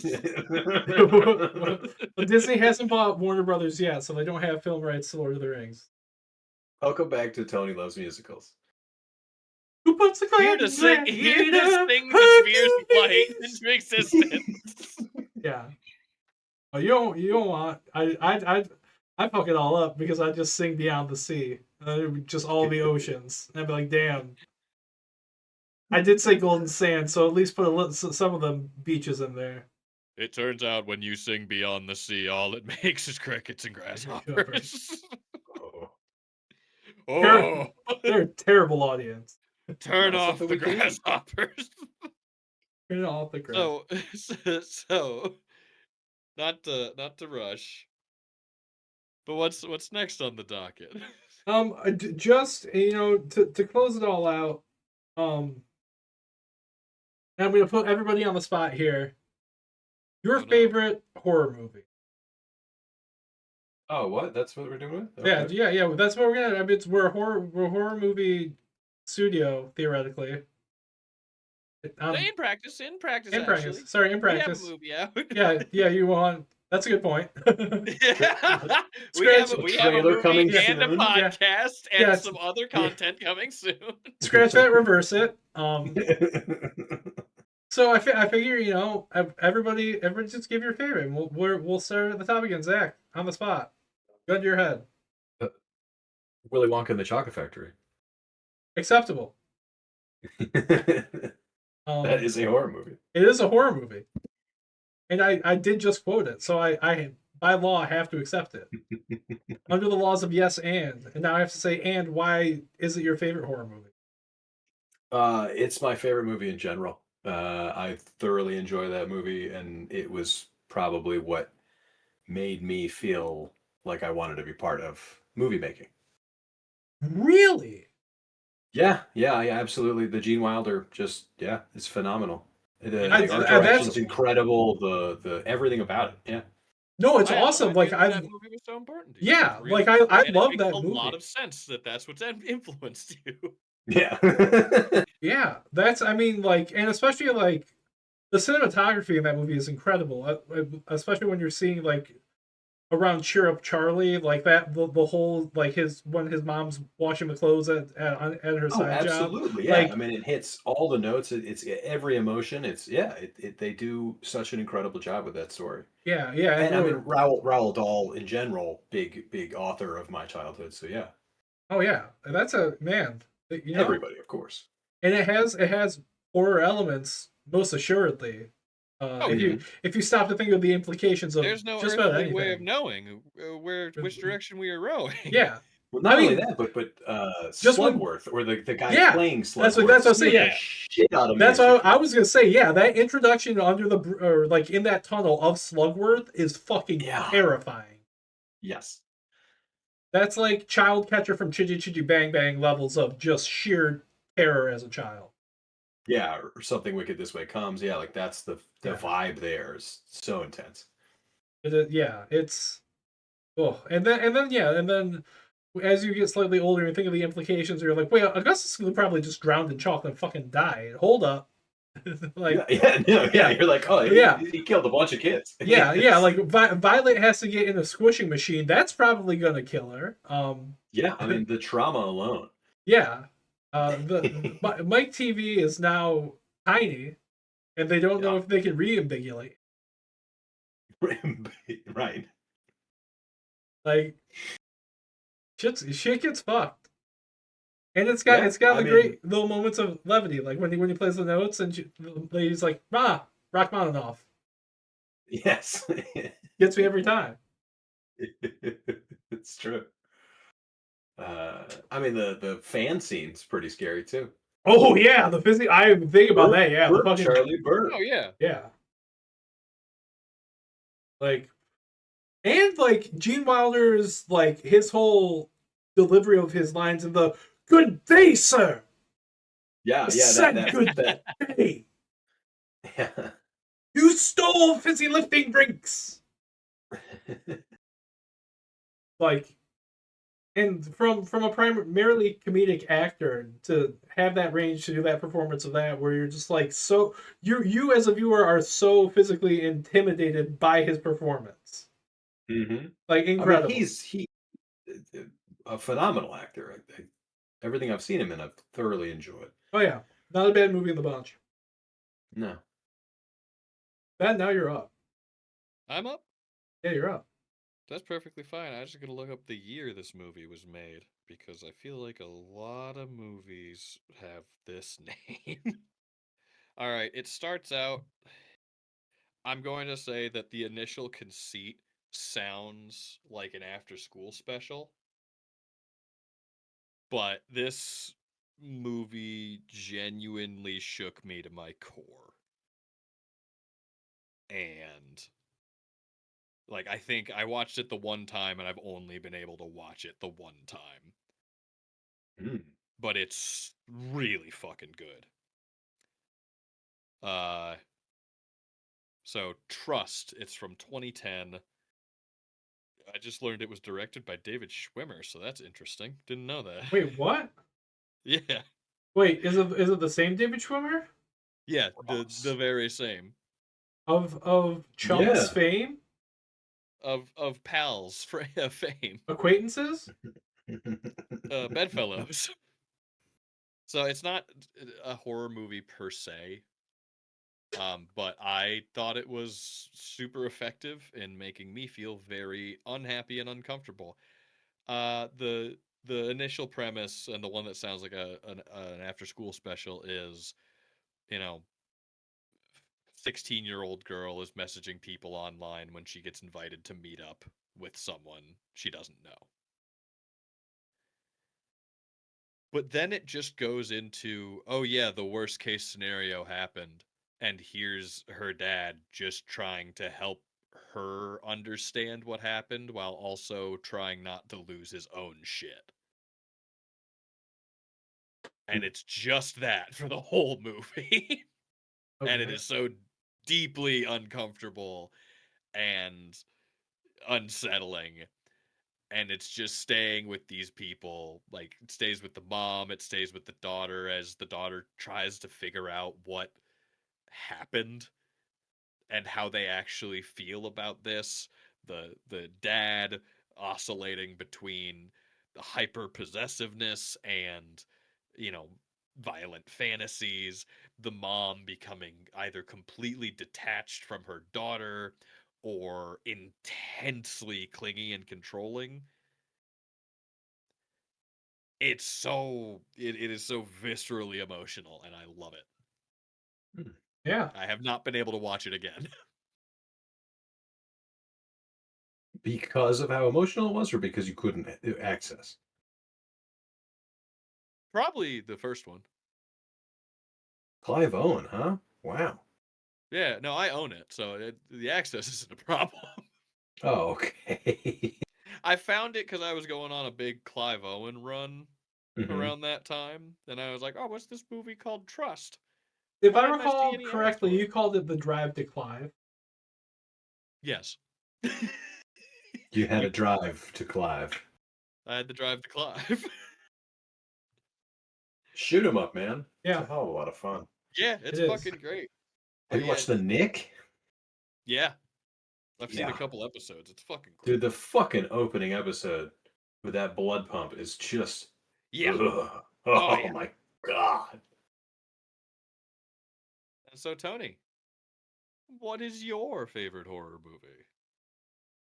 This is a hard one for me because my heart says one thing and my If you gut says say the Endless other. Waltz. No. My gut says Reanimator, but my heart is really in 1934's The Black Cat. It Oh, it's real stars good Oh. it though. It's really starts Bela good. Lugosi and Boris Karloff on screen together. It's only got made because they wanted to put those two in a film together as opposites. So you have Bella as the hero, you have Boris as the villain, and it is one of the first actual psychological horror films. The atmosphere that they managed to create at the time is incredible, from like just the sound design, the lighting of everything, just the angles that they shoot from, uh the depths of like the despair and the breaking of the human mind that some of the characters are going through over the course of the story is just fantastic. It's a great piece on the nature of guilt and the nature of revenge. It covers all the bases. I think it's the best acting those two ever did, quite frankly. Like, irrespective out of all of their works, I don't think they ever either of them was ever better than in The Black Cat. And it has, to me, the most disturbing horror thing I can think of, and it's only shown in silhouette, but you know what's happening because of the context of everything leading up to it. You've seen all of the tools laid down. You know that this man does. I mean, this movie came out 100 years. You know this man skins people alive, and you're just seeing the silhouette of him, of like pulling off the strips off the body, and you're just like, fuck. Wow. And it's like it's like the blood isn't shown, but it's so effective in how it's shot and making sure that you as a viewer know exactly what is happening right then. And it gives you an even deeper sense of fear because that leaves you to actually imagine what it looks like. And Yeah, it has an amazing amount of restraint given just how much they are trying to push forward with this thing being like a schlock fest. Because let's be honest, the two Karloff and Lugosi were in a lot of schlock, yeah, but it has such an amazing amount of restraint and control and patience. And for a horror industry at the time where the only person who was doing anything like that was Val Lewton, for him not to be involved in this at all and for them to still do it and knock it out of the park is a miracle. Like 100%. Because like Val Lewton at the same time was kind of pioneering his own form of psychological supernatural horror and all that. I mean, with like Cat People, Isle of the Dead, Bedlam, and all that. But like the Black Cat is on a different. It's just on a different level, and it rightfully so. I think it was Universal's biggest movie the year it came out because everybody wanted to see those two together, but nobody was expecting the story to be that fucking dark. Mm. Like it's just so bleak. I might even own that movie in a collection of old horror stuff. Oh but yeah, I don't think I've seen it. Yeah. Oh, you should. Yeah, definitely sit down. It's only like an hour. I think it's an hour and a couple Yeah, minutes it's long. short. Yeah. And it's so efficient. That's the other thing. Like, man, do they get everything in there? They pull everything out of you, and you're done in slightly longer than an episode of The Wire. Very cool. Like, yeah. Well, otherwise, yeah, Reanimator. Reanimator's Reanimator. Yeah, You it see- is great. If you see Reanimator, you understand. Yeah. It has the greatest punchline in horror movie history. The head given head. What more can you say? Not to mention two of the greatest aside jokes Oh yeah. in film history. Fucking calling him a plagiarist and Cat dead Yeah, details later. yeah. What was I supposed to write a note? Cat dead details later? Fuck man. He's just Fucking slamming the shovel down. Plagiarist. plagiarist. I mean, Jeffrey Combs is a national treasure, just as Stuart Gordon. Like, they created a masterpiece, and it is rightfully seen as a masterpiece. Yeah. It is a masterpiece. yeah, and it's finally getting more widestream cultural cachet, which it deserved. Like, if people can be talking about Texas Chainsaw Massacre all the time, y'all should be talking about Reanimator all the time too. Even though they are very different movies. Incredibly They're different movies. very, very different movies. But no, I agree. I absolutely agree. The whole fight with the cat in the Definitely holds basement. its own. The cat fight is just one of the most darkly comedic scenes ever put to film. I'm miserable. Like,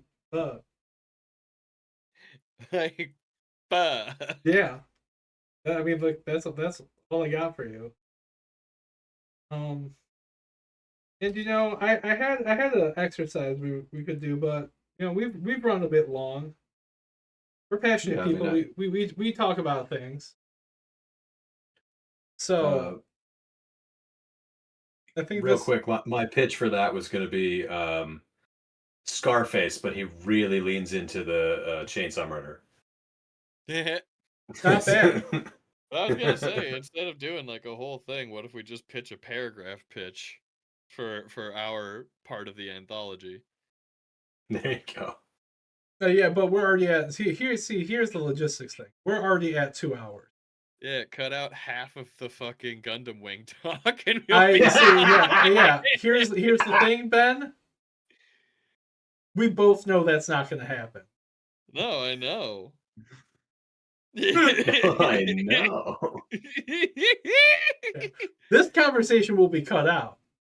the Gundam, Yeah, I know. the Gundam stays in the picture. I mean, you could even cut out the parts of this episode where we sound super serious and interesting.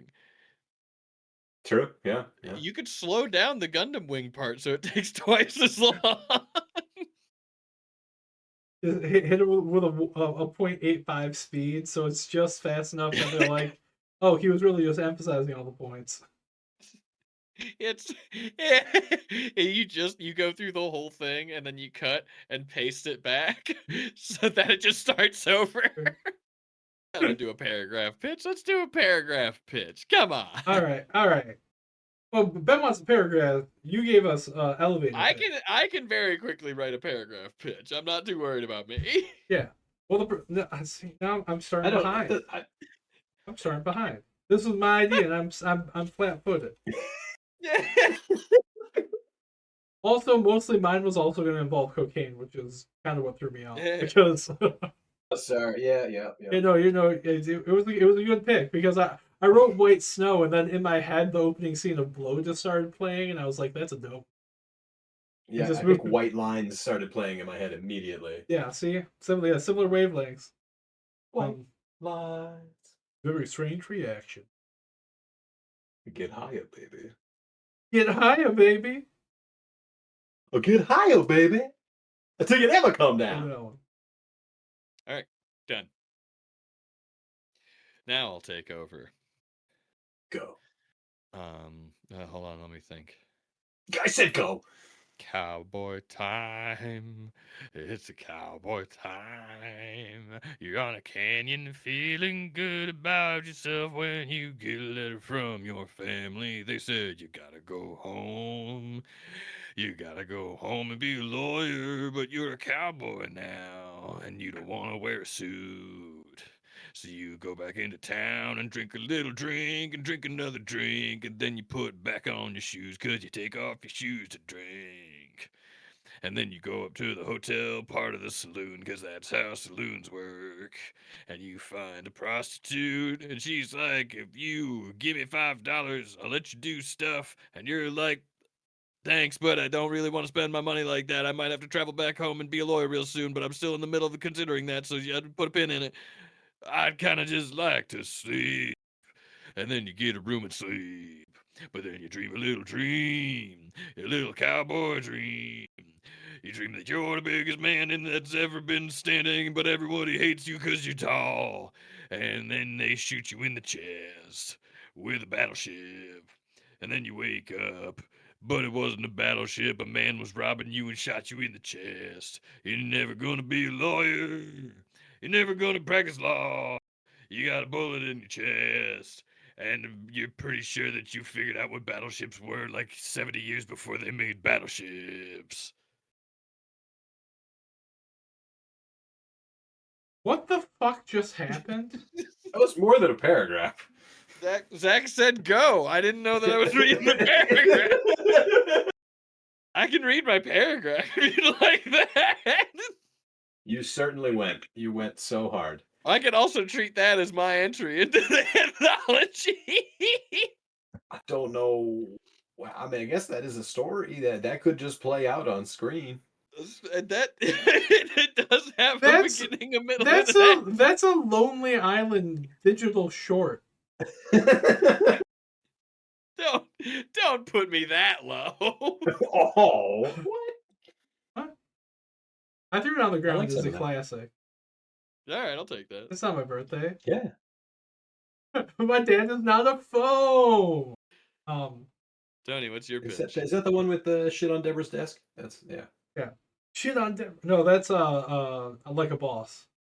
Oh yeah, that one I like a lot. Go on. Now I've written a plot, and now that I'm looking at it, I think I might have just written Crimson Tide, but not on land, but on land. So.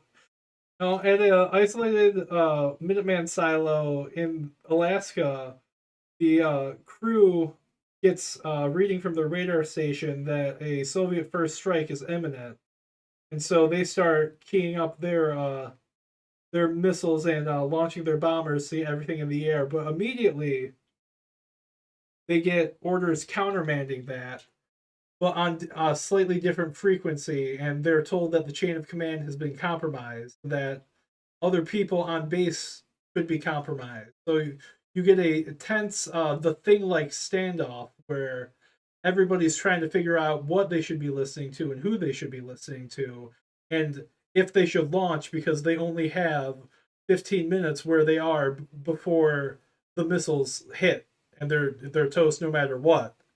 And so that leads to a struggle between the base's commander and his second in command, which is why I realized I had just kind of written Crimson Tide.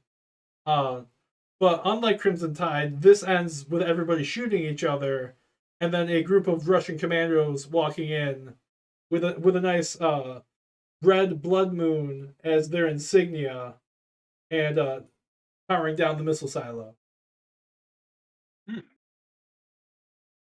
Sounds fun. Up until the end there, it also sounded like the most recent Catherine Bigelow movie. Oh, what's her most recent movie? It's Netflix. I haven't watched it. Yeah, what was the last one? Basically, it is like real time. That it's Oh an imminent damn! strike, and should we launch, and blah blah blah blah. You tell me Caddy Biggs already stole this?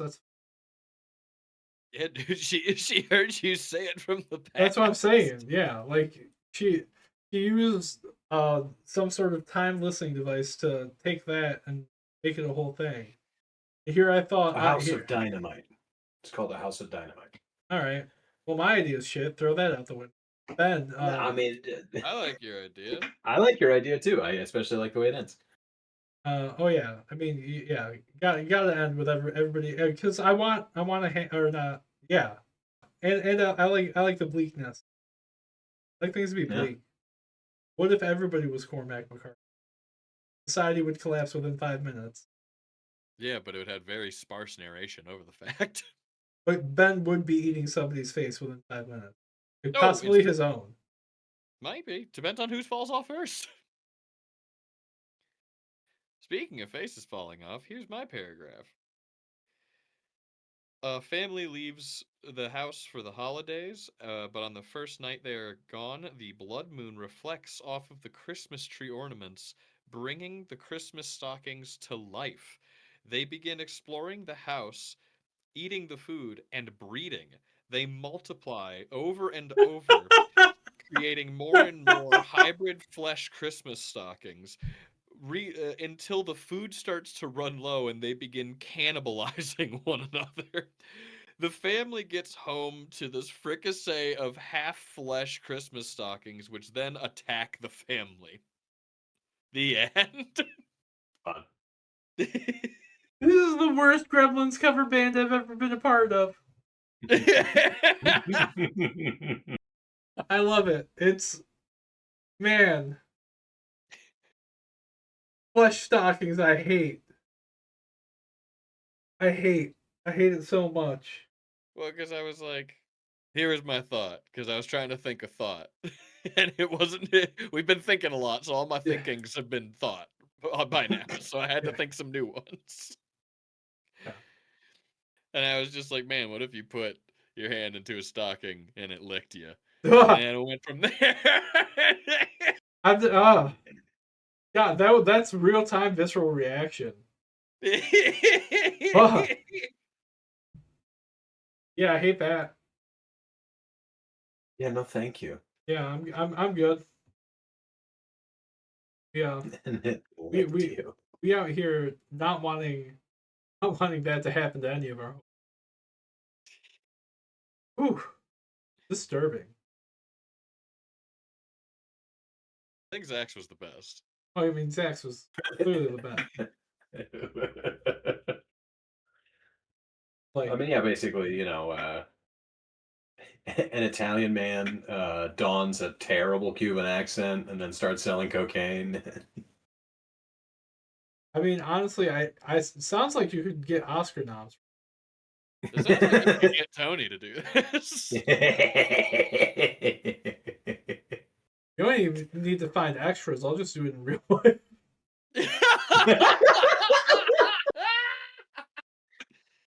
But yeah, basically the idea is that when he kills these people brutally, he gets a taste for that and becomes a serial killer. Yeah. What's his name? Escar. Go face. So he's French? No, Cuban. Wait, what? Cuban by way of Milan. Cuban by way of Florence. Yeah. We did it. I think we did it. It's been almost a year of podcasting. We've created some horrifying things. I just want you to know that I almost did try to quickly write a musical, and then I thought better of it. I want you to know that there was a hot minute where I was considering, when we were talking about Gundam Wing, I was considering just floating by you could probably write a Gundam musical, and just seeing where Zach could back me up just so he could peer pressure you into writing a Gundam musical. Absolutely sweeping Broadway. Tony's gonna win a Tony in like 5 years. Yeah. You'll start off Broadway, but you'll get there. It's gonna be big budget though. I mean, a Gundam musical, Tony. Yeah, have you ever seen if you want to record Rob a Zombie's stage show as just Mega Blood Moon presents a Gundam Wing musical? Did you not think that was the minute you started talking about Endless Waltz, I was like, I could probably fucking gaslight Tony into getting me a Gundam Wing musical. You could make Endless Waltz and Endless Waltz. You could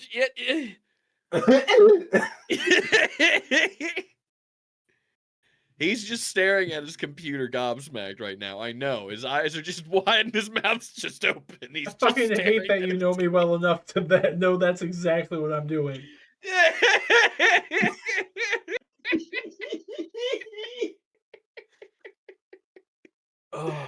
The calculations are just...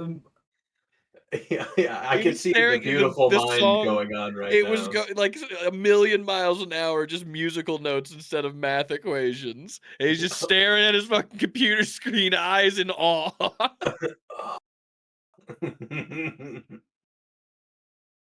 This X Marquis solo song. Good. Yeah. Yeah, it would. We should make sure we record that episode. Oh man. Trace Kutranatra would be a baritone. Duo is the perfect comedic side character. All right, we might need to hop out of here before we get sucked in into helping develop this. Tony can't stop. Relina's first. Oh man, she gets the first love lament when Hiro turns down the invitation to her birthday party. Yeah. Oh no, I can do this. Yeah, you could. Tony, you have to. Tony, it's your destiny to make Gundam Wing a Broadway musical. I mean, I can get into 3 world, man. That is international audience right there. How long is a Wicked? I can get it to 3 hours, I think. We'll have an intermission. I think you could get it to 3 hours. I think I can get it to 3 hours. Yeah. Tony, if you start working on this, I will contact my friend who works costume design in Broadway. And see if we can fucking get it in front of someone, because I think that'd be fucking hilarious.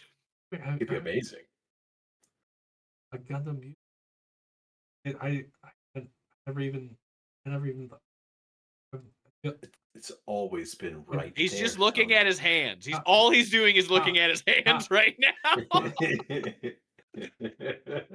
How?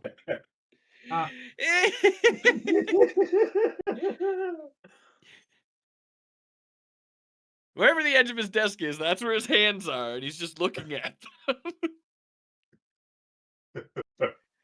Each pilot gets its own. Yeah. How did you not think of this? How is this not something that occurred to you? Because every time we watch Endless Waltz, I'm like, yeah, Tony could probably do a musical out of this. But this time specifically, I was like, I can't bring up that Tony could do a musical out of it. Yeah, because I don't write fan fiction. That's why. This isn't fan fiction. It's a one-to-one adaptation. Well, yeah, I know. Well, I understand now, but I never would have thought about it because in my mind it would be classified as fan fiction. Yeah.